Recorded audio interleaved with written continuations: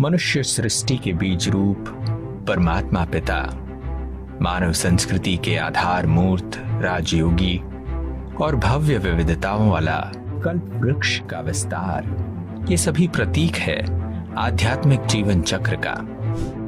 वृक्ष ही है जो हर प्रकार से परोपकारी है, दाता है। संतों का तप, पंचायत, शिक्षा, दीक्षा आदि वृक्ष के छाया तले होता आया है। वृक्ष की आध्यात्मिक शक्ति में मानव मन का भी श्रेष्ठ विकास हो सकता है। इसलिए ब्रह्मा कुमारीज सविनय प्रस्तुत करता है कल्पतरु।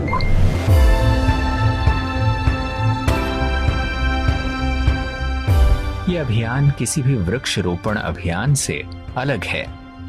कैसे? आइए देखते हैं। 5 जून 2022 को हम मनाएंगे 50वां विश्व पर्यावरण दिवस। 25 अगस्त है दादी प्रकाशमणि जी का स्मृति दिवस। तो 5 जून से 25 अगस्त तक 75 दिनों में हम लगाएंगे लगभग 40 लाख से अधिक पौधे। कल्पतरु ऐप से उस पौधे को रजिस्टर करना है ताकि उसकी देखभाल और सटीक ख्याल रखा जा सके। अक्सर पाया गया है कि लगाए हुए पौधे अनेक कारणों से मर जाते हैं।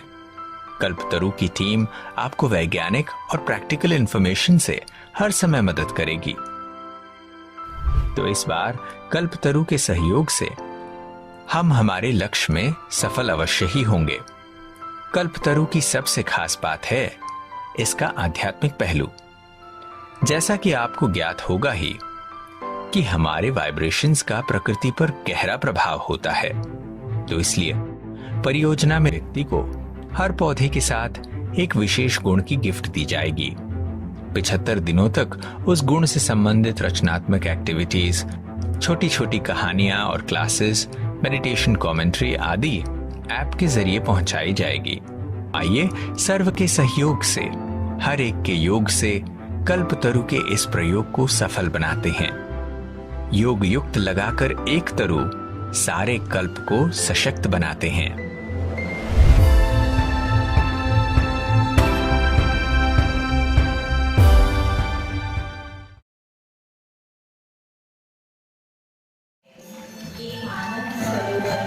जन्नत का द्वार है, इसमें रतन बिकते बाजार है, यहाँ रूहानी ज्ञान भरमार है। आप सभी मेहमानों का स्वागत बारंबार है, बारंबार है।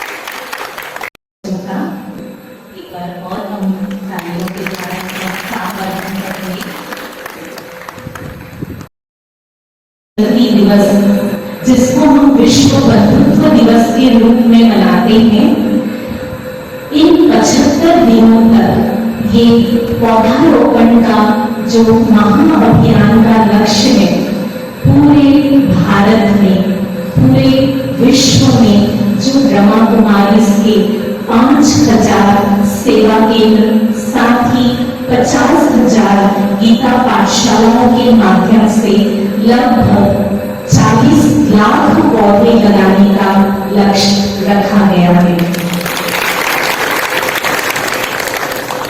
और इस महान लक्ष्य को हम सफलतापूर्वक संपन्न कर सकें, इसीलिए ब्रह्मा कुमारी संस्था के द्वारा एक मोबाइल ऐप भी बनाया गया है जिसका नाम है कल्पतरु। और इसमें पौधा लगाने वाले हर व्यक्ति को अपने पौधे को रजिस्टर करना होगा, जिसमें 75 दिनों तक नोटिफिकेशन मिलेगा कि आपको जो पौधा आपने लगाया है उसकी पालना कैसे करनी है, वो आपको उसमें संदेश मिलेगा। साथ ही ये अभियान अनोखा इसलिए भी है, ये ऐप विशेष इसलिए भी है कि इसमें आपको सकारात्मक चिंतन, प्रतिदिन सकारात्मक चिंतन एवं प्रेरणादायक प्रसंग के माध्यम से आप अपनी आत्मा को, रूह को भी पोषित कर सकेंगे। तो इस महाअभियान का लक्ष्य है पौधारोपण के साथ मूल्यों के द्वारा स्वयं की आत्म उन्नति करना। तो ऐसे महाअभियान का आज दुर्ग जिले में शुभारंभ है। तो मैं मंचासीन अतिथियों से अनुरोध करती हूँ कि दीप प्रज्वलन कर आज के इस कार्यक्रम का शुभारंभ करें। दीप जलाएंगे।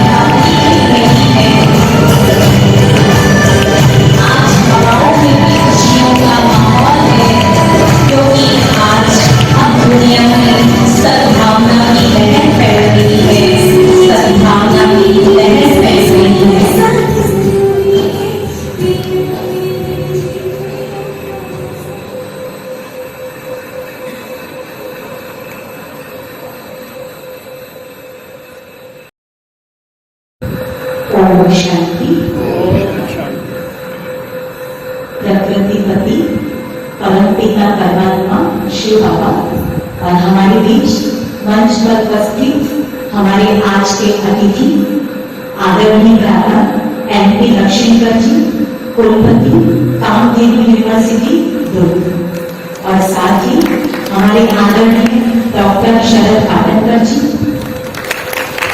आदरणीय दादा शशि कुमार जी, DFO और श्रद्धेय रीता दीदी जी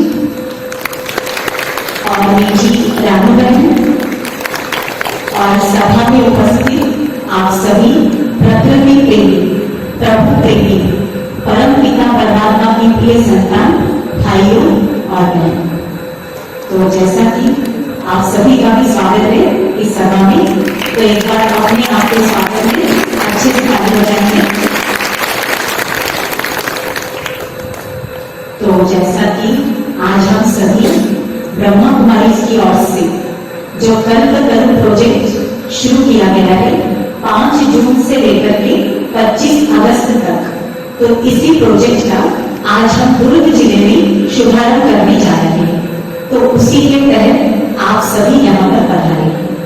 तो हम तो यही कहेंगे, विश्व पर्यावरण दिवस संयुक्त राष्ट्र संघ के द्वारा प्रकृति को समर्पित दुनिया भर में मनाए जाने वाला एक बड़े में बड़ा उत्सव है, जो कि पर्यावरण के संवर्धन के लिए, संरक्षण के लिए और विकास के लिए किया जाता है। अब विश्व पर्यावरण दिवस ये कब से मनाना शुरू हुआ है?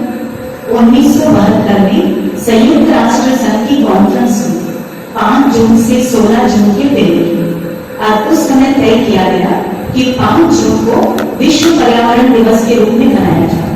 और सन 1973 से 1973 से विश्व पर्यावरण दिवस मनाया जा रहा है। तो प्रजापिता ब्रह्मा कुमारी ईश्वरीय विश्वविद्यालय पूरे विश्व भर में पर्यावरण के विकास के लिए, प्रकृति के संरक्षण के लिए अनेकानेक योजनाएं आयोजित करता रहता है। और यूनेप में एनजीओ के रूप में 2014 में संस्था को ऑब्जर्वर स्टेटस प्राप्त हुआ। तो प्यारे भाइयों और बहनों, जैसा कि ये संसार के रंगमंच पर हम सभी मनुष्य अपना पार्ट बजा रहे हैं, और हमारा ये पार्ट प्रकृति के 5 तत्वों के साथ चल रहा है। अब आवश्यकता है मनुष्य और प्रकृति के संतुलन की। उनमें सुसंवादिता यदि होगी तो समाज में सुख शांति होगी, और जहां असंतुलन हो जाता है मनुष्य और प्रकृति के बीच, तो वही दुख और अशांति आ जाती है। तो आज हम वर्तमान समय संसार की स्थिति को देख रहे हैं, तो क्या दिखाई देता है? चारों ओर रोग है, दुख है, अशांति। तो इसका कारण क्या है? इसका कारण है प्रकृति और मनुष्य के बीच का असंतुलन। तो अब स्वयं सुख शांति में संसार के रचयिता परमात्मा पिता हम सब का आह्वान कर रहे हैं। पर्यावरण बनता मनुष्य और प्रकृति के संबंध से। पर्यावरण में जमीन, जल, जनता, जानवर ये सब शामिल है। तो मनुष्यों ने अपनी लोक गति के कारण, अपने स्वार्थ के कारण असंतुलन पैदा कर दिया है। तो अब जरूरत है हम प्रकृति की पुकार को सुने और स्वयं परमपिता परमात्मा के इशारे को समझें, और हम अब प्रकृति और पर्यावरण के संरक्षण की दिशा में जितना अधिक से अधिक हो सके अपने कदम आगे बढ़ें। तो ब्रह्मा कुमारी इसका कल्प कर्म प्रोजेक्ट इसी कड़ी में एक बहुत ही सुंदर अभिनव पहल है। तो प्यारे भाइयों और बहनों, हम आपके आगे उस परम शक्ति परमात्मा ने 3 आध्यात्मिक सिद्धांत हम सबको दिए हुए, तो वो 3 सिद्धांत हम आपके आगे रखना चाहेंगे। तो सबसे पहला सिद्धांत, इस प्रकृति में 3 तत्वों का खेल चल रहा है, पुरुष, परम पुरुष और प्रकृति। तो पुरुष अर्थात मनुष्य और परम पुरुष परमात्मा और प्रकृति। तो हम ये बताना चाहेंगे कि जो प्रकृति है वो इंडिपेंडेंट नहीं है, वो मनुष्य के ऊपर ही डिपेंड है। तो जहां मनुष्य अपनी सतोप्रधान स्थिति में होता है, तो वहां प्रकृति की स्थिति भी बहुत सतोप्रधान होती है। ये प्रकृति बहुत सुखकारी होती है।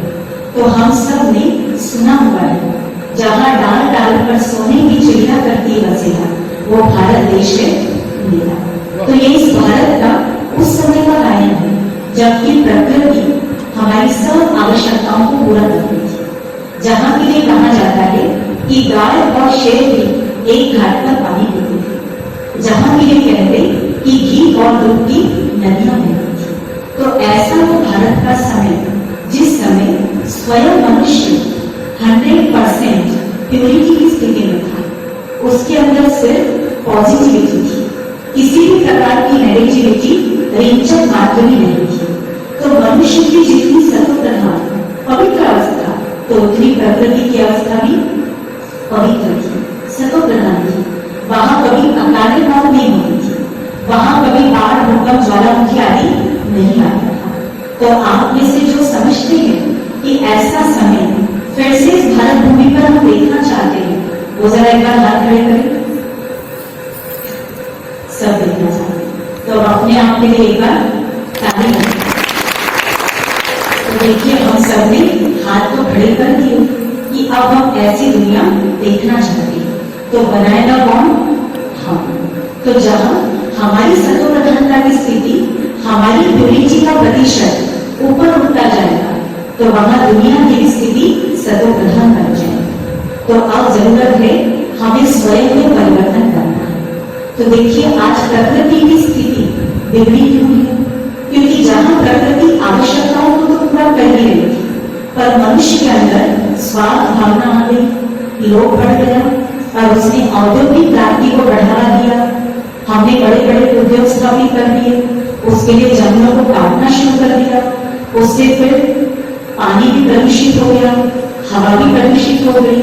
और आप देखिए आज कृषि से अधिक उपज लेने के लिए आज मनुष्य क्या करता है? रासायनिक कीटनाशक का, रासायनिक खाद का इस्तेमाल करता है और उसका जो दुष्परिणाम है वो जमीन पर, अनाज पर और फलों आदि पर पड़ रहा है। और उसका प्रभाव जीव जंतुओं पर और हम सब मनुष्यों पर भी पड़ रहा है। इसलिए कई बार हम सोचते हैं कि हम तो कितना अच्छा अच्छा खा रहे हैं, एक से अच्छे फ्रूट खा रहे हैं, अच्छा अनाज ले रहे हैं, पर उसमें क्या डला हुआ है आप सब समझ रहे हैं। और इसीलिए जीवन यात्रा में चलते चलते अचानक बड़ी बड़ी बीमारियों के शिकार हो जाते हैं। तो अगर मनुष्य स्वार्थ भावना को छोड़ दे तो वो इस धरती को बहुत सुंदर रूप में ढाल सकता है।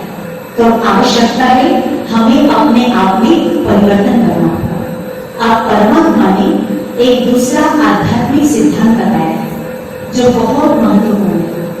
हम मनुष्य जैसे विचार करते हैं वैसी तरंग में वाइब्रेशन क्रिएट होते हैं और प्रकृति उसको ग्रहण करती है। जैसे हमारे विचार वैसी तरंग में वाइब्रेशन और प्रकृति उसे ग्रहण कर रही है और वैसा ही फिर प्रकृति हमें दे रही है और सिर्फ दे नहीं है, मल्टीप्लाई करके दे रही है।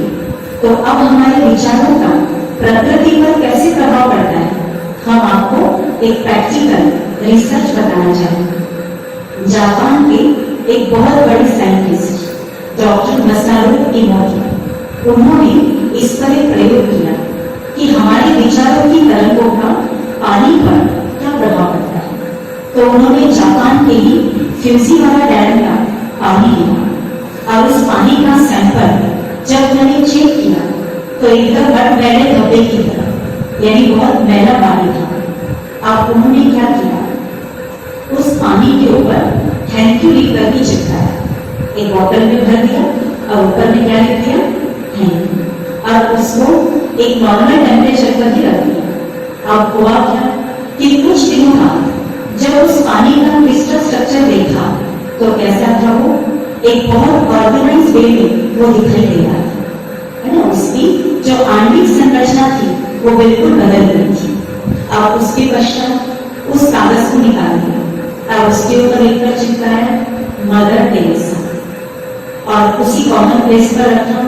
कुछ समय बाद उसको देखा तो अब उस पानी का कलर एक कॉपर कलर में बहुत शाइन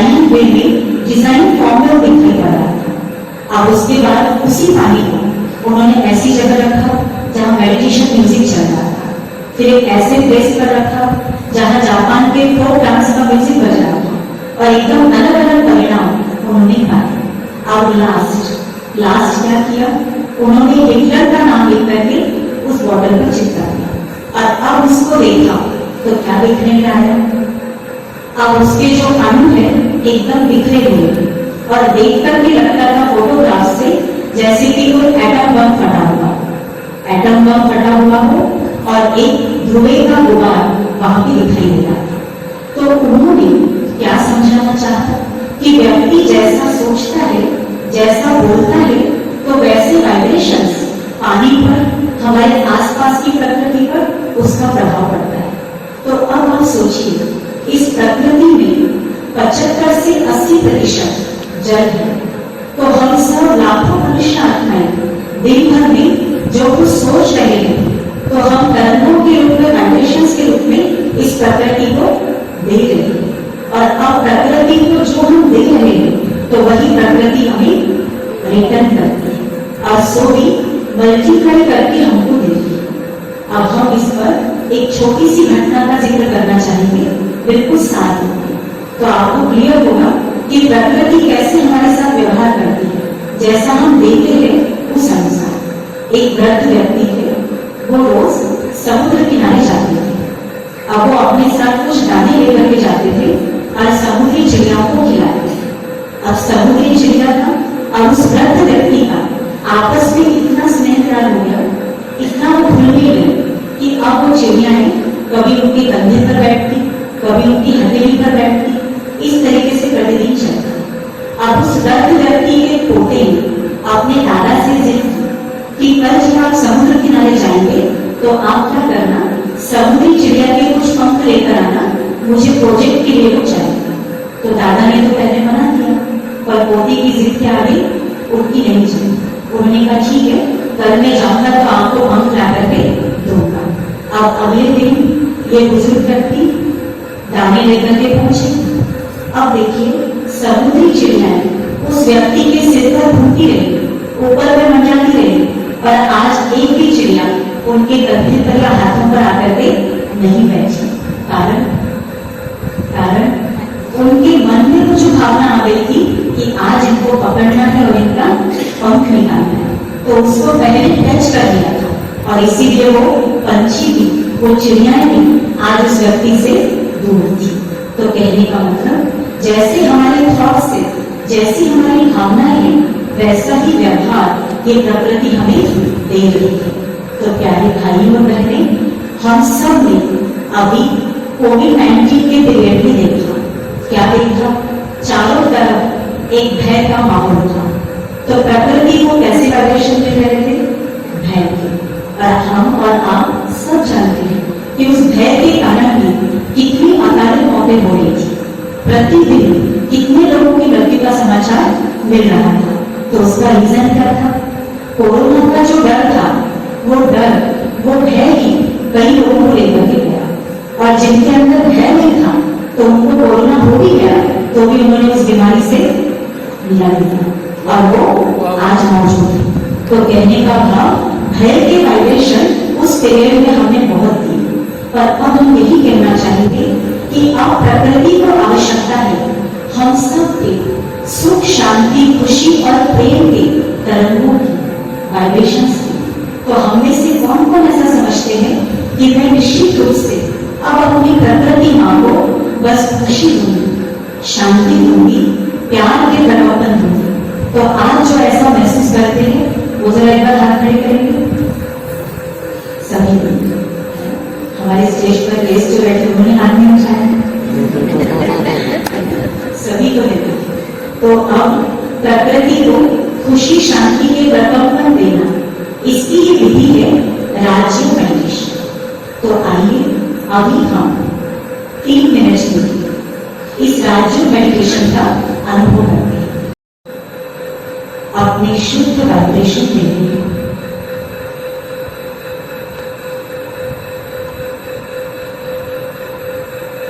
हमारे मन की एक ऊंची भावना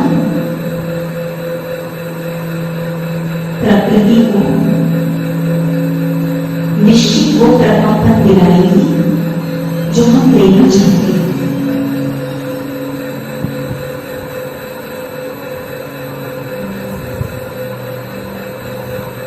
अपनी कर्मेंद्रियों को एकदम शांत और एकाग्र करके बैठेंगे। महसूस कीजिए मैं मस्तक के बीच चमकती हुई ज्योति बिंदु आत्मा हूं। पॉइंट ऑफ लाइट एनर्जी हूं। अपनी इस देह को भी चमकती हुई लाइट की देह महसूस कीजिए।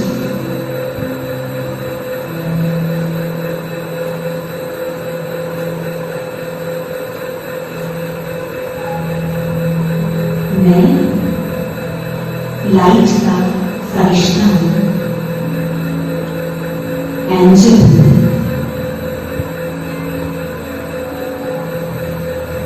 स्वयं परमात्मा सृष्टि के पालनहार है। मैं फरिश्ता हूं, प्रकृति का पालनहार, प्रकृति की रक्षा करने वाला, प्रकृति की मदद करने वाला हूं। अपने मानस पटल पर एक दृश्य की बस कीजिए।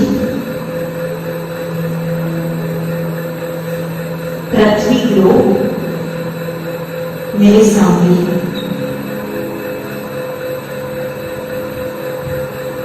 पृथ्वी ग्लोब को देखिए। स्वयं परमात्मा मेरे साथ है।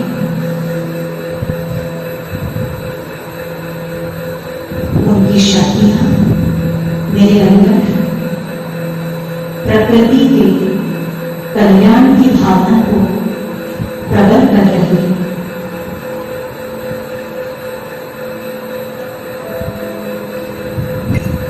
धरती मां सुख और शांति के वाइब्रेशन से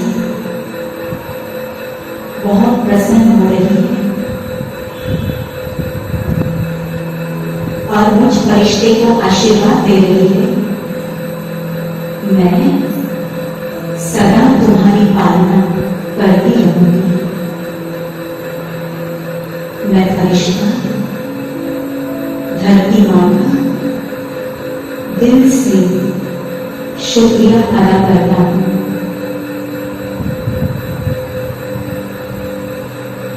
महसूस कीजिए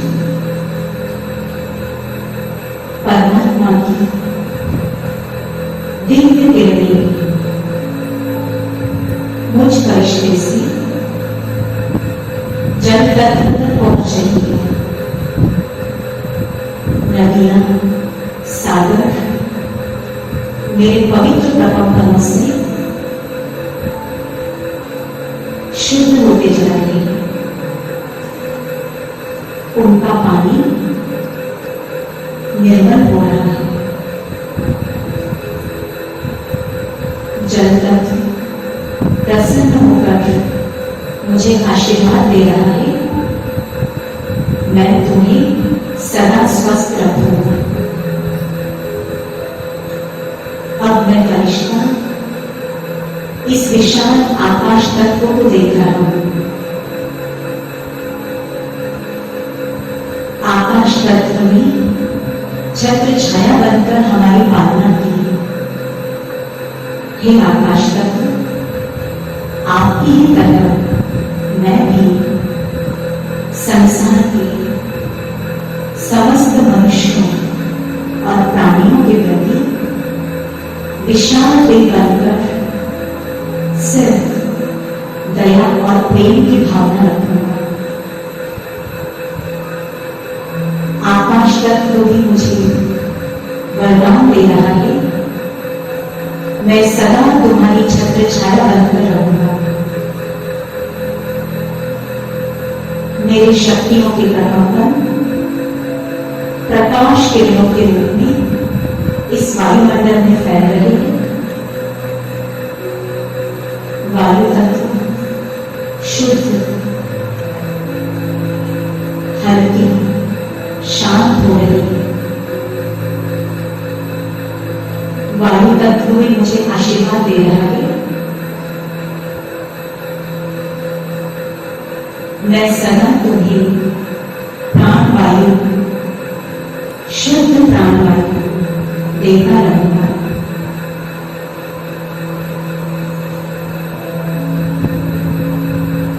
हे अग्नि तत्व, आपने स्वयं चलकर हमारी सब आवश्यकताओं को पूरा किया है। अब मैं फरिश्ता दिव्य संस्कारों को धारण करते हुए चलूंगा। अपनी समस्त बुराइयों को दग्ध कर दूंगा। प्रकृति के पांचों तत्वों को मैं दिल से धन्यवाद दे रही हूं। हे प्रकृति के पांचों तत्व, आपका दिल से शुक्रिया। और मैं फरिश्ता सदा आपकी रक्षा करता रहूंगा, आपकी पालना करता रहूंगा। ओम शांति शांति।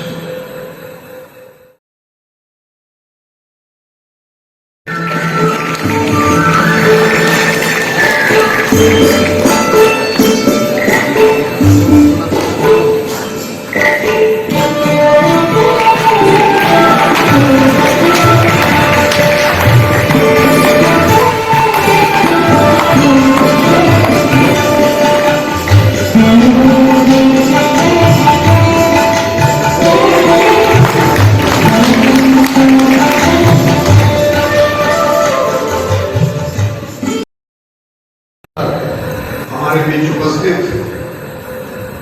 दुर्ग के ऊर्जावान विधायक जी श्रीमान अरुण गोरा जी, दुर्ग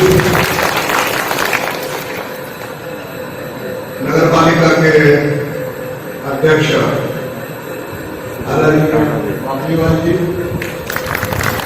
मेरे मित्र आदरणीय डॉक्टर पाटलकर जी, दुर्ग जिले के डिस्ट्रिक्ट फॉरेस्ट ऑफिसर, मंचासीन सभी बहनें और इस कार्यक्रम के लिए विशेष रूप से उपस्थित माताएं, बहनें और भाइयों, सर्वप्रथम ब्रह्म कुमारी आश्रम का हृदय से अभिनंदन करना चाहूंगा कि उन्होंने 40 लाख पौधे लगाने का जो प्रण किया है, ये सही में अपने आप में एक अद्भुत और अद्वितीय ऐसा है। हम प्रकृति का एक हिस्सा है, परंतु इस प्रकृति का दोहन करते करते आज ऐसी परिस्थिति आ गई है कि हम देखते हैं कि हमारा पर्यावरण बहुत तेजी से बदल रहा है और इसके दुष्परिणाम भी हमारे सामने देखने को मिल रहे हैं। मैंने जो बोला कि हम प्रकृति का जब दोहन करते हैं और उसके प्रतिकूल परिणाम, जमीन बहन जी ने भी अपने वक्तव्य में बताया कि हम रासायनिक खादों का उपयोग करके खेती में पैदावार बढ़ा रहे हैं, बढ़ाना चाहते हैं, परंतु दुर्भाग्य से अति ज्यादा प्रमाण में इसका उपयोग करने से बहुत ही गंभीर परिस्थिति आज हमारे सामने उपस्थित हो गई है। आपको याद है या नहीं, ये मुझे नहीं पता, परंतु आपको बताना चाहूंगा कि पंजाब जो कृषि में सबसे अग्रसर राज्य करके हमारे देश में जाना जाता है, वहां भटिंडा से रोज एक ट्रेन चलती है, भटिंडा से दिल्ली तक, और उस ट्रेन का नाम है कैंसर ट्रेन। और यह परिस्थिति इसीलिए निर्माण हो गई है कि पंजाब राज्य में रासायनिक खादों का इतना अधिक उपयोग किया गया कि माँ के बहुतायत लोग एक ना एक प्रकार के कैंसर की बीमारी से पीड़ित है। पर्यावरण को हानि पहुंचाना, हम देख रहे हैं कि संविधान में भी इस चीज की गारंटी दी गई है कि फॉरेस्ट का कवर जो है कम से कम 33% होना चाहिए। छत्तीसगढ़ उस बारे में बहुत भाग्यशाली है। मैं कहूंगा कि हमारे प्रदेश में फॉरेस्ट कवर ये 44% है। ये देश में मेरे ख्याल से एक राज्य होगा जहां पे फॉरेस्ट कवर हमने टिका कर रखा है। परंतु बहुत सारे राज्य ऐसे हैं कि जहां पे 10%, 8% से भी फॉरेस्ट कवर कम है। और इन वृक्षों का काम यही है कि वातावरण में जो हानिकारक तत्व होते हैं उन तत्वों का शोषण करके हमें प्राणवायु देना। हमने 2 साल पहले या 2 साल से इस चीज की अनुमति की है कि जब कोविड का प्रकोप आया तब हमारे यहाँ ऑक्सीजन की बहुत कमतरता हुई और हमें ऑक्सीजन के प्लांट लगाने पड़े। और मैं कहूंगा कि हम वृक्षारोपण के माध्यम से अगर हमारा फॉरेस्ट कवर हम बढ़ा देंगे तो ये ऑक्सीजन देने की एक मशीन की तरह ये पौधे अपने को ऑक्सीजन ये वृक्ष देते हैं। सबसे ज्यादा ऑक्सीजन देने वाला वृक्ष है पीपल, बरगद है, नीम है। ऐसे कई वृक्ष है जो वातावरण से हानिकारक तत्व जो होते हैं उनका शोषण करके हमें प्योर फॉर्म में ऑक्सीजन देते हैं। तो इसीलिए आज का दिन, आज का प्रण बहुत महत्वपूर्ण है। हमको अगर स्वस्थ रहना है तो निश्चित रूप से हमें फॉरेस्ट कवर, वृक्षों का जो हमारे यहाँ की संख्या है वो वृक्षों की संख्या हमारे यहाँ बढ़ानी होगी। और उस उद्देश्य को सामने में रखते हुए आज हमने एक बहुत बड़ा कदम उठाया है। मुझे बताने में खुशी है कि विश्वविद्यालय में भी हमने 1300 पौधे लगाए और इंटरक्रॉपिंग में जानवरों के लिए चारा भी उसमें उगाया है। और इस माध्यम से वातावरण में बहुत बदलाव, परिवर्तन आ रहा है। और निश्चित रूप से आने वाले दिनों में आप देखोगे कि 5 साल में हमारे यहाँ का वातावरण पूर्णतः बदल जाएगा। अगर इसको हम संजो के अगर नहीं रखेंगे तो हम क्लाइमेट चेंज में देख रहे हैं कि हमारे जो हिमालय में बर्फ का आच्छादित तो जो भी पर्वत थे वो अभी धीरे धीरे पिघल रहे हैं और बहुत बुरी परिस्थिति पूरे विश्व में निर्माण हो रही है। तो आगे वाला आने वाला भविष्य, आने वाले पीढ़ियों के लिए हमें सुरक्षित रखना है तो निश्चित रूप से पर्यावरण की रक्षा करनी होगी। और पर्यावरण की रक्षा करने के लिए वृक्षारोपण एक बहुत बड़ा माध्यम है। और मैं फिर से एक बार मेरे को इस कार्यक्रम में सहभागी होने का अवसर बहनों ने प्रदान किया, उसके प्रति मैं विश्वविद्यालय की ओर से आभार व्यक्त करता हूँ। और एक अच्छे कार्यक्रम को, एक अच्छे कार्य को हाथ लगाने का मुझे अवसर मिला, इसके लिए मैं स्वयं को भाग्यशाली समझता हूँ। और इन शब्दों के साथ में ये कार्यक्रम पूर्णतः सफल होगा ऐसी कामना करता हूँ, ना कि खाली कामना करता हूँ। तो मुझे पूरा विश्वास है कि 40 लाख पौधे लगाना पूरे देश भर में एक बहुत बड़ा कार्य है। और हम और आप सभी के माध्यम से इस कार्यक्रम को हम सफल बनाएंगे, इसी विश्वास के साथ में मेरे वाणी को विराम देता हूँ। जय हिंद, जय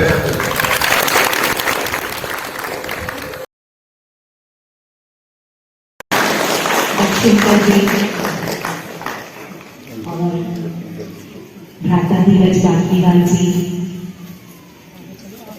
को भी परमात्मा सौगात देते हैं।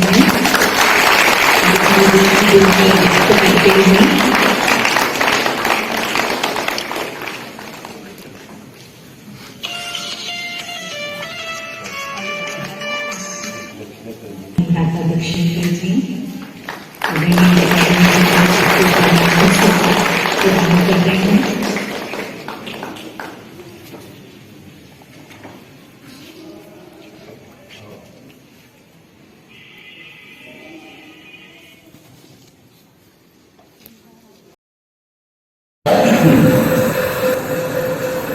ब्रह्मकुमारी आनंद सरोवर और देहरादून के द्वारा आज वृक्षारोपण का महाअभियान की शुरुआत की गई है।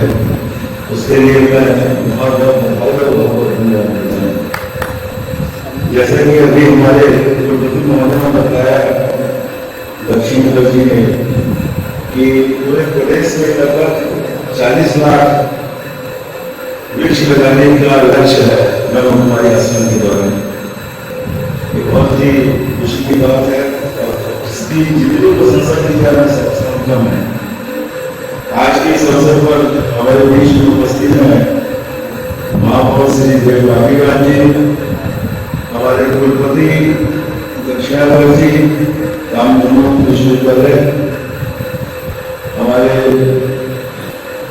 डीएफओ साहब शशि कुमार जी, डॉक्टर शरद पाटिलकर जी, समाज सेवी भी हैं और बहुत अच्छे चिकित्सक भी हैं।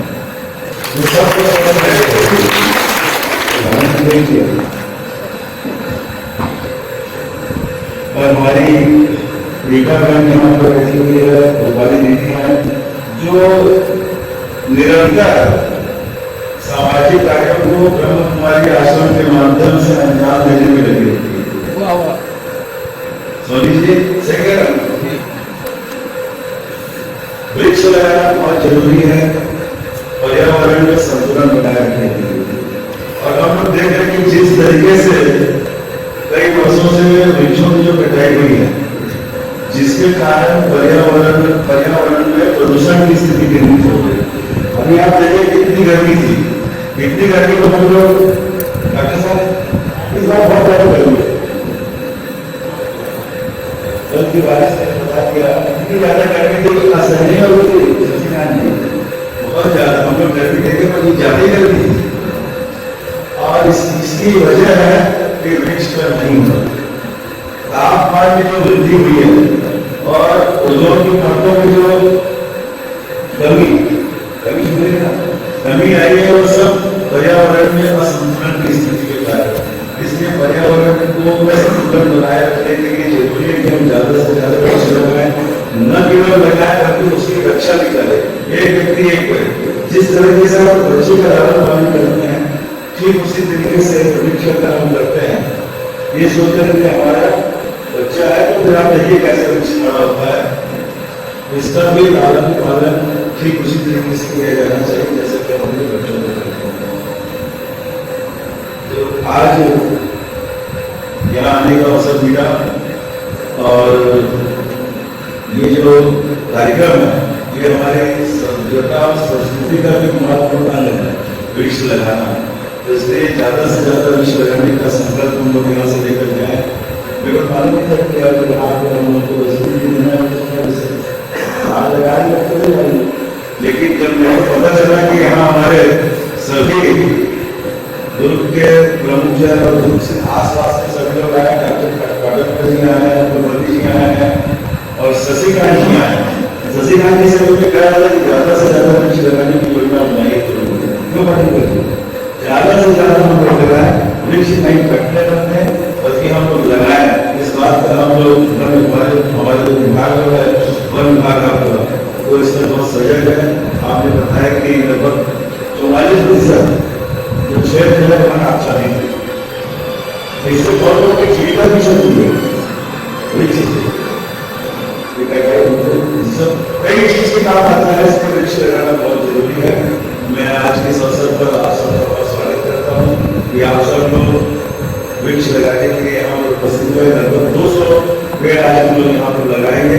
200 पेड़ लगाना भी अपने आप में बहुत बड़ी बात है। जहाँ 40 लाख लग रहे हैं वहाँ 200 पेड़ लग रहे हैं। इन 200 पेड़ की रक्षा करने की जिम्मेदारी भी हम सबकी है।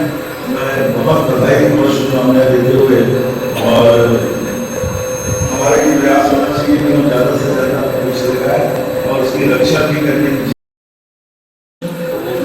स्वयं परमात्मा पिता ने हम सबको तीसरा आध्यात्मिक सिद्धांत बताया है जो पर्यावरण की सुरक्षा के लिए बहुत ही महत्वपूर्ण है और वो है जैसा अन्न वैसा मन। तो तो यदि हमारा अन्न शुद्ध होगा तो हम प्रकृति को एक बहुत बड़ा सहयोग प्रदान कर सकेंगे। तो जैसे कि 3 प्रकार का भोजन माना जाता है, सात्विक, राजसिक और तामसिक। तो सात्विक भोजन तो आप सभी जानते हैं, शुद्ध शाकाहारी जो डायरेक्ट प्रकृति से मिल रहा है। और राजसिक, जब हम शाकाहारी भोजन में बहुत अधिक मिर्च मसाला मिला देते हैं तो राजसिक कहलाता है। और तामसिक भोजन नॉन वेज। तो आज हम देखते हैं कि कई लोगों ने अपने पेट को शमशान बना दिया है। इस शरीर रूपी मंदिर में आज वो क्या डाल रहे हैं? तो देखिए, जैसे प्रकृति हमारी माँ है, तो क्या उन प्राणियों की, पक्षियों की क्या प्रकृति माँ नहीं है ना माँ? और अगर किसी बच्चे के साथ हम ऐसा गलत व्यवहार करें तो क्या प्रकृति माँ को अच्छा लगेगा? नहीं। और जब किसी जानवर को काटने वाले होते हैं तो उसके अंदर पहले से ही वो भय के, असुरक्षा के विचार पहले से ही पैदा हो जाते हैं। तो सोचिए, वही एटमॉस्फेयर में फैल रहा है। तो हम यही कहना चाहेंगे कि प्रकृति हमें कई गुना मल्टीप्लाई करके देती भी है, और यदि हम कुछ गलत करते हैं तो हमें वो दंडित करने में भी देर नहीं करती है। उसकी पनिशमेंट भी हमें जरूर मिलती है। और एक तो हमने अभी अभी प्रैक्टिकल देख लिया कोविड-19 की। तो प्यारे भाइयों और बहनों, अब ये समय है जबकि हमें अपने आप से श्रेष्ठ संकल्प, शुभ संकल्प करने पड़ेंगे। तो आज हम सभी केवल 3 बातों को तय करें। सबसे पहली बात, मुझे अपने मन में किसी भी प्रकार की नकारात्मक परिस्थिति में कैसी सोच रखनी है? सकारात्मक, पॉजिटिव। क्योंकि अगर नेगेटिव सोचेंगे तो बॉडी के सेल्स पर उसका नेगेटिव प्रभाव पड़ेगा, नेगेटिव रसायन बनेंगे और हम बीमार बनेंगे। और पॉजिटिव सोचेंगे तो पॉजिटिव केमिकल्स बनेंगे और हम स्वस्थ रहेंगे। तो सब कैसा रहना चाहते हैं? स्वस्थ। तो अपने एक थॉट को हमें कैसा बनाना पड़ेगा? सकारात्मक और शुभ। और अटेंशन रखने से सब संभव। और दूसरी बात, संकल्प करें बस मुझे शुद्ध शाकाहारी भोजन ही लेना है। और तीसरी बात, मुझे प्रकृति के साधनों का उतना ही प्रयोग करना है जितनी मुझे आवश्यकता है। ये नहीं कि बेवजह पानी बहा रहे हैं, लाइट जलती हुई छोड़ दी, पंखे जलते हुए छोड़ दिए। आप देखिएगा हम दिन भर में कितना दुरुपयोग करते हैं। और हम यदि अधिक साधनों का उपयोग करेंगे तो सोचिए हम प्रकृति के संसाधनों का दोहन अधिक करेंगे। तो इसीलिए हमें आवश्यकता के अनुसार ही प्रकृति के संसाधनों का इस्तेमाल करना है। और हम अंत में बस एक छोटी सी बात आपके आगे रखना चाहेंगे। परमात्मा पिता ने हमें ये गारंटी दी हुई है कि जो मनुष्य आत्माएं अभी इस प्रकृति को अपनी खुशी के, प्रेम के शुद्ध प्रकम पर प्रेषित करेगी तो प्रकृति किसी भी कठिन परिस्थिति के समय भी उनका कुछ बिगाड़ेगी नहीं। हमारे यहाँ प्रतिदिन जो माँ बाप के उचारे जाते हैं परमात्मा के मुनि, उसमें परमात्मा ने कहा, मान लो कोई ऐसी आत्मा बैठी है जिसने प्रकृति को पवित्र कर्म कर दिए, अपने शुद्ध विचारों के वाइब्रेशन दिए, अचानक बाढ़ आ गई, वो पानी भी रास्ता बदल देगा कि मुझे यहाँ नहीं जाना है, यहाँ पर ये व्यक्ति बैठा होता है। और ऐसे हमारे पास ब्रह्मा कुमारी संस्था के अनगिनत उदाहरण है कि कैसे प्राकृतिक आपदा आई और उसमें भी ये व्यक्ति सुरक्षित रहा। और मान लो यदि शरीर भी छूटता है तो तकलीफ से नहीं छूटेगा। अगर कोई आपदा में शरीर छूट भी गया तो तकलीफ से नहीं, परमात्मा की याद में बहुत इजी, बस आत्मा इस शरीर के पिंजरे से निकल के उड़ गई। और ये किनके साथ होगा? जो अभी ही ऐसी प्रकृति की सेवा करेंगे। और प्यारे भाइयों बहनों, हम लास्ट में एक बात सुनाना चाहेंगे कि देखिए, जहां व्यक्ति के सेम संस्कार होते हैं, सेम सोच होती है, तो वहां दोस्ती होती है। ऐसे होता है। तो अब जंगल में प्रकृति के 5 तत्वों से दोस्ती होती है। तो दोस्ती करने के लिए एक एक तत्व की जो क्वालिटी है वो हमें अपने अंदर धारण करना है। तो जैसे हम आपसे पूछना चाहेंगे, जैसे सबसे पहला तत्व धरती। तो धरती माँ की कौन सी विशेषता है? अगर बताएंगे तो बहुत सारे मिलेगा। क्या विशेषता है धरती की? समान हाँ जी, सहनशीलता। बहुत सुंदर जवाब दिया। तो सहनशीलता है क्या? धरती की तरह मुझे धारण करनी है। जल तत्व वो कभी भी एडजस्ट हो जाता है, थाली में डालो, कटोरी में डालो, तो इसी तरह मुझ आत्मा को भी एडजस्टमेंट करने की कला अपनी बनानी है। अग्नि में कोई भी चीज डालो तो उसका रूप बदल जाता है। तो इसी तरह अब आवश्यकता है अपने आप का परिवर्तन करने की, स्वयं का परिवर्तन करना है। तब परमात्मा कहते हैं जल्दी विश्व परिवर्तन हो सकेगा। तो हमें अग्नि का ये गुण धारण करना है। और आकाश विशाल है, तो उसी तरह मुझे भी विशाल दिल बनना है, बड़ी दिल बनना है, और सबके प्रति बड़ी सोच रखनी है, बड़ी दिल रखनी है। और वायु हल्की हल्की होती है वायु। तो इसी तरह हमें भी अपने जीवन में सदा लाइट चलना है। तो आप में से जो समझते हैं मेरे आगे कैसी भी परिस्थिति आ जाए, विपरीत हुई, तो भी मैं हल्की रहूंगी, मैं टेंशन नहीं लेती या नहीं लेता। जो ऐसा समझ ले उधर हाथ खड़े करूं, देखिए कितने सारे लोग। तो अपने आप के लिए एक बार ताली हो जाए। तो बस यही सब विशेषताएं हमें इन पांचों तत्वों से पहुंचानी है। तो ये तत्व हमें कभी तकलीफ नहीं देंगे, ये सदा हमारे सुख के लिए, हमारी सेवा के लिए सदा हाजिर है। अब सब चीजों के लिए आवश्यकता है मन को सशक्त बनाने, क्योंकि पॉजिटिव सोचना है, आदतों को बदलना है, सकारात्मक वाइब्रेशन देने हैं। तो इन सब के लिए मन सशक्त चाहिए।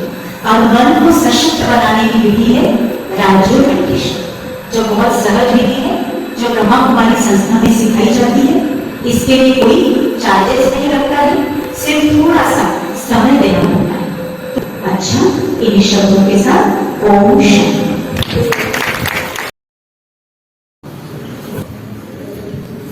आप सभी को नमस्कार। मेरा नाम अजय कुमार है और अभी मैं DFO दुर्ग हूँ। मैं ब्रह्म कुमारी का काफी आभार व्यक्त करता हूँ कि उन्होंने मुझे बुलाया, सम्मान दिया और एक अवसर दिया जिससे मैं अपना कुछ बात आप लोगों के सामने कह सकूं। कर्म तरु जो योजना ब्रह्म कुमारी का है, बहुत ही अनूठा योजना है, जिसमें 40 लाख पौधे पूरे भारतवर्ष में लगेंगे। हमारे वन विभाग द्वारा भी काफी सारे वृक्षारोपण के कार्यक्रम होते हैं। दुर्ग एरिया में जो दुर्ग जिला है उसमें फॉरेस्ट लैंड बहुत कम है, तो जो लैंड रेवेन्यू लैंड है उसमें वृक्षारोपण के हमारे काफी सारे योजनाएं हैं। तो मैं चाहता हूं कि आप लोग भी बढ़ चढ़कर उसमें हिस्सा लें और जन भागीदारी द्वारा हम वृक्षारोपण के कार्यक्रम को सफल बनाएं। मेरे से पहले वक्ताओं ने फॉरेस्ट, पर्यावरण और उससे रिलेटेड काफी सारी चीजें आपको बताई है, तो इन सब चीजों को मैं दोबारा रिपीट नहीं करना चाह रहा हूँ। एक छोटी सी बात बोलकर मैं अपनी वाणी को विराम देता हूँ। लगाना सिर्फ 10% की काम है, 90% वृक्ष का देखभाल करना होता है। आप वृक्ष लगाए हैं और वृक्ष लगाना अपने आप में बड़ी बात है, अच्छी बात है, लेकिन वृक्ष का देखभाल करना और ज्यादा जरूरी है अगर आप चाहते हैं कि वो वृक्ष आपके साथ बना रहे। तो अभी आपने कल देखा था काफी बारिश वगैरह हुई है यहाँ पे, तो वर्षा ऋतु आ रही है, यही समय है जब हम वृक्षारोपण करते हैं। और सितंबर अक्टूबर तक आप अगर उसे विविध तरीके से उसमें पानी देते रहे तो वो वृक्ष बच जाएगा। 2 साल आप वृक्ष की रक्षा करें, वृक्ष आजीवन आपकी रक्षा करें। आप सभी उपस्थित महानुभावों को मेरा नमस्कार। काफी देर से सब लोगों ने अपने विचार रखे हैं, मैं आप लोगों का समय ज्यादा नहीं लूंगा, लेकिन एक चीज जरूर कहना चाहूंगा कि हम लोग सभी अपने वंश वृद्धि के लिए जो है बहुत लालयित रहते हैं और उस वंश वृद्धि में जो उत्पत्ति होती है वो हमसे काफी कुछ अपेक्षाएं रखती है, लेकिन उतना लालयित होना हमने कभी वन वृद्धि के लिए नहीं देखा है।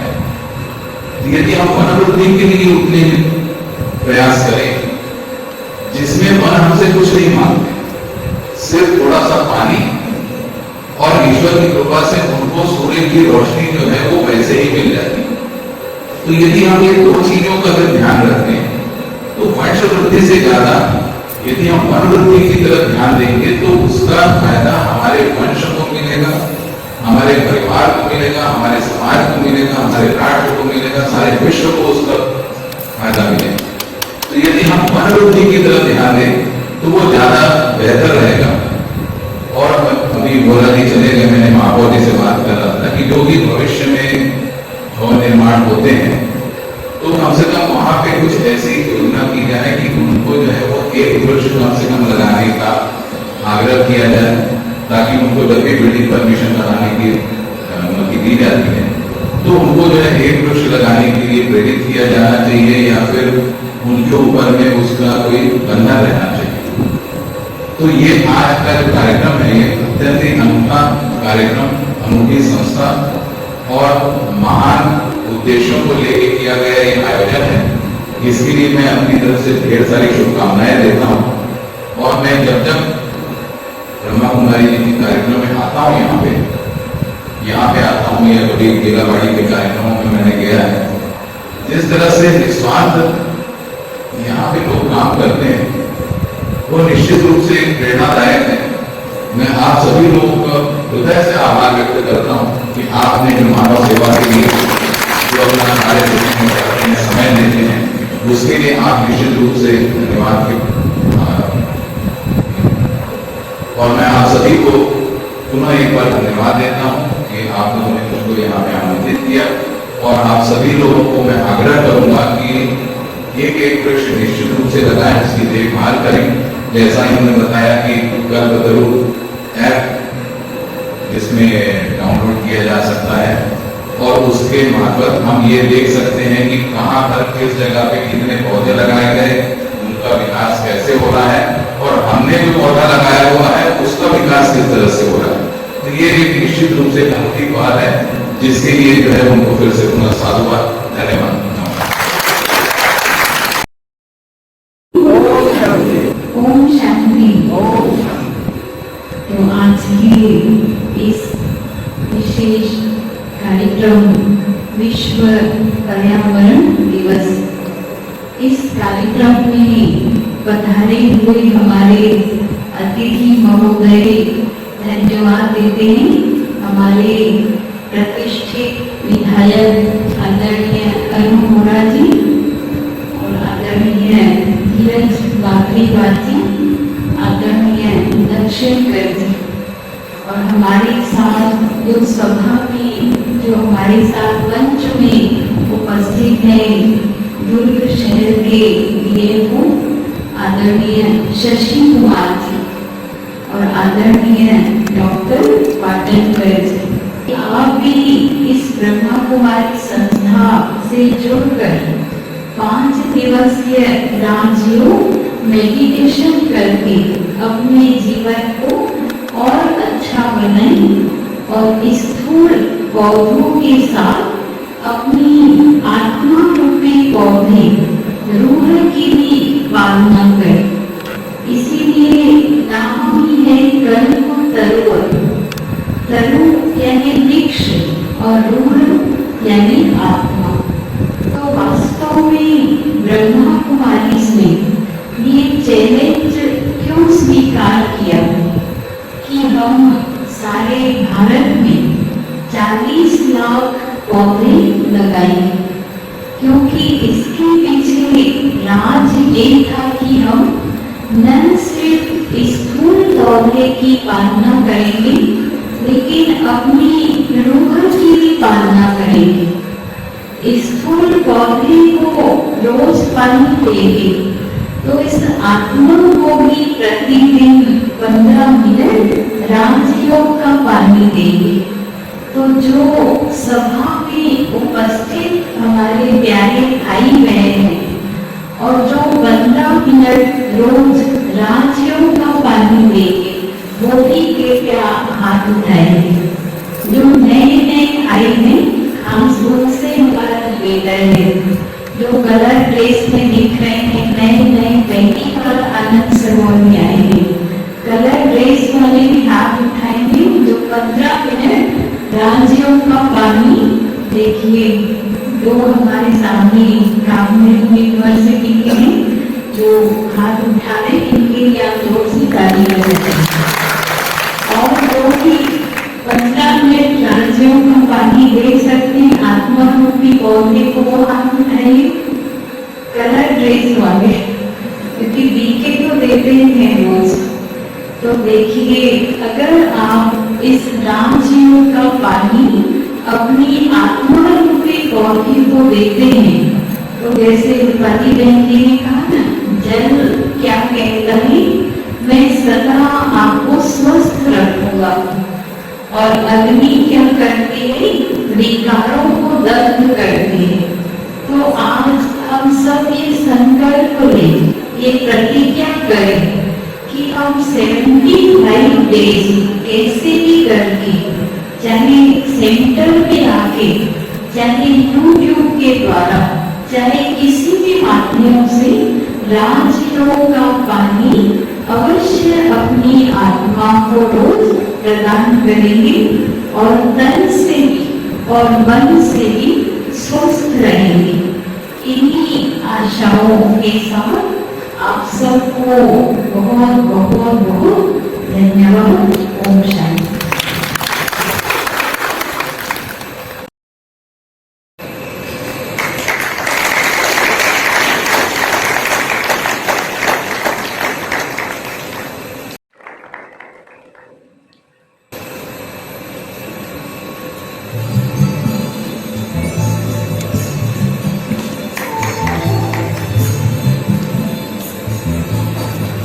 तालियां सभी बजाते रहें।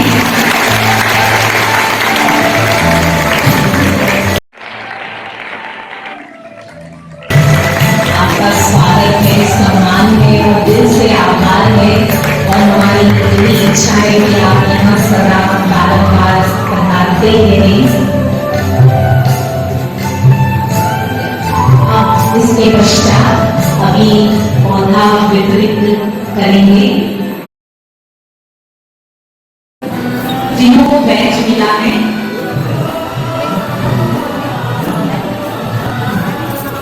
सभी जिनको बैच मिला है मेरी माताएं उठेंगी।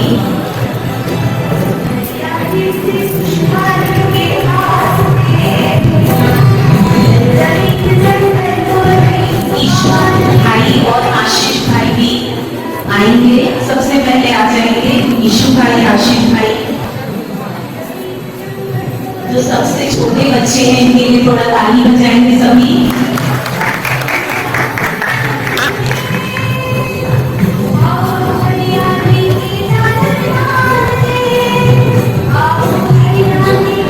जो भी भाई बहन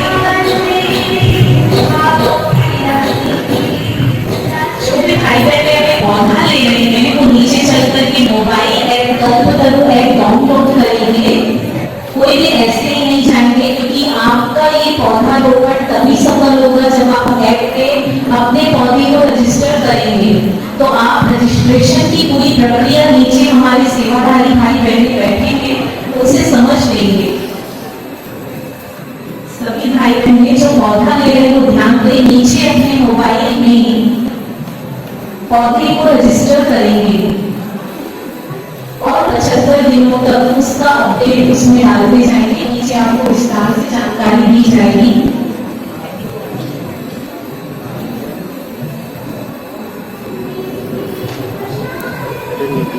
अच्छा, आप सभी को एक जानकारी और देना चाहते हैं कि जिन भी भाई बहने जिन्होंने यहाँ से पौधा नहीं लिया है और वो अपने घर में पौधा लगाना चाहते हैं, तो वो भी अपने मोबाइल में ऐप डाउनलोड कर सकते हैं, कल्पतरु ऐप, और अपने घर में पौधा लगाकर उसका फोटो खींच करके उस पौधे को रजिस्टर कर सकते हैं। नीचे चलकर सभी अपना नाम और नंबर नोट कराएंगे। सभी से निवेदन है, बिना नाम और नंबर नोट कराए हम नहीं जाएंगे।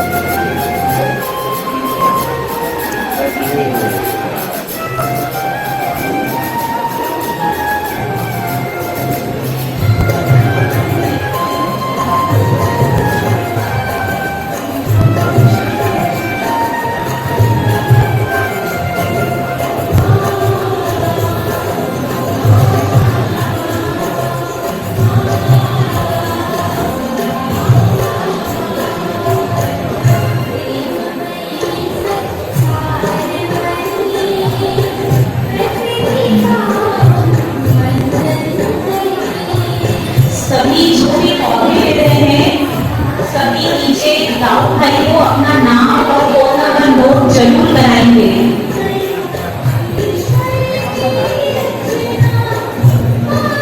जो भी भाई मेरे पौधे ले रहे हैं स्टेज पे, तो नीचे जाकर दाऊद भाई को अपना नाम और फोन नंबर नोट कराएंगे।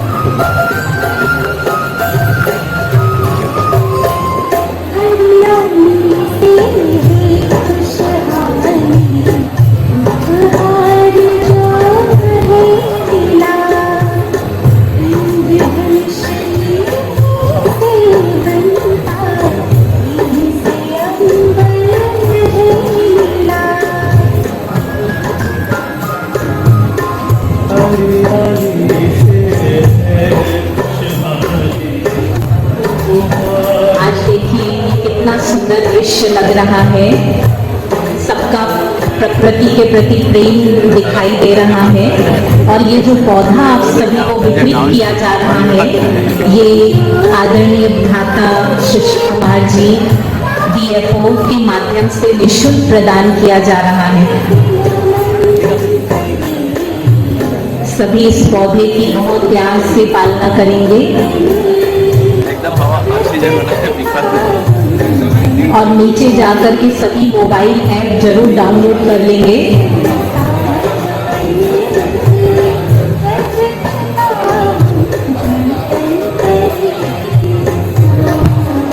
इसके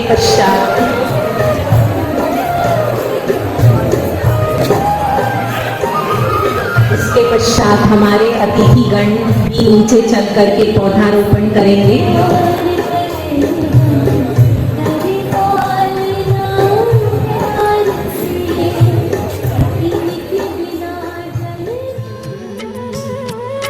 सोना उगले सुबह का सूरज, चांदी बरसे रातों में, मन भावन वो स्वर्णिम भारत, मन भावन वो स्वर्णिम भारत, आन बसा है आंखों में। सोना उगले सुबह का सूरज।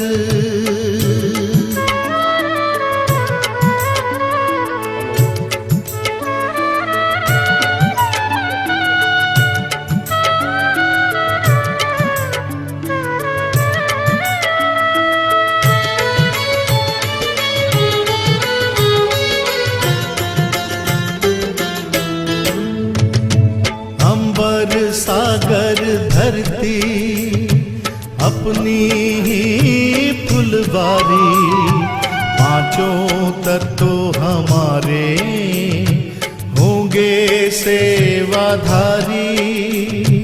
अंबर सागर धरती अपनी ही फुलवारी, पांचों तत्व हमारे होंगे ढोंगे से बाधारी, हंसते गाते मौसम बजते, हंसते गाते मौसम बजते, घुंघरू से बरसातों में सोना उगले सुबह का सूरज।